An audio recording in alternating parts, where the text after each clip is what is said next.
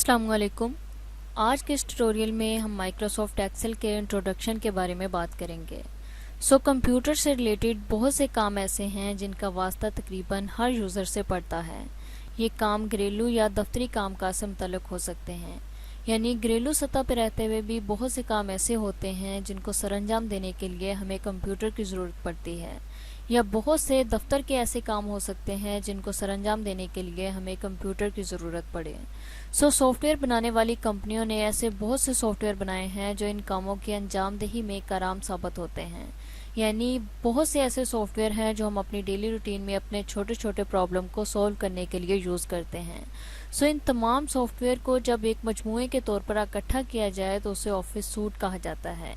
यानी वो तमाम सॉफ्टवेयर जो हमारी डेली रूटीन में हमारे छोटे छोटे प्रॉब्लम को सॉल्व करने के लिए यूज़ हों, उन तमाम सॉफ्टवेयर को जब एक जगह पे इकट्ठा किया जाए तो उस इकट्ठ को हम ऑफिस सूट कहते हैं।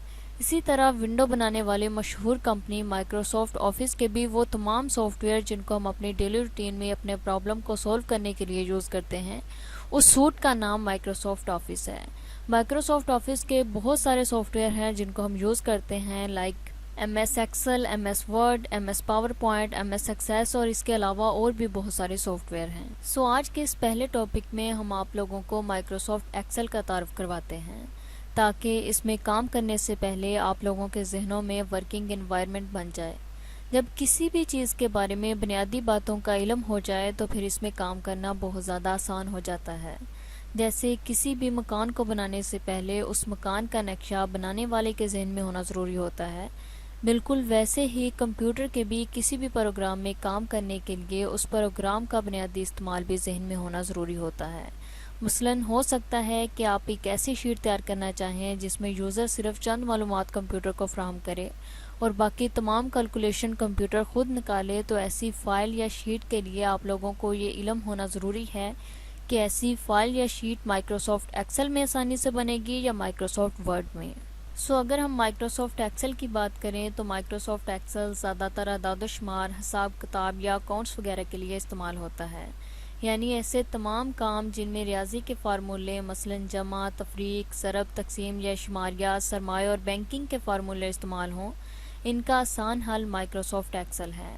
यानी फ़र्ज़ करें अगर आप किसी स्कूल का रिज़ल्ट बनाना चाहते हैं, किसी घर का बजट तैयार करना चाहते हैं या किसी फर्म की तनख्वाहें बनाना चाहते हैं, तो इस जैसे दूसरे काम जिनमें हिसाबी फार्मूले इस्तेमाल हों, इन तमाम के लिए माइक्रोसॉफ्ट एक्सेल शीट ही इस्तेमाल होगी।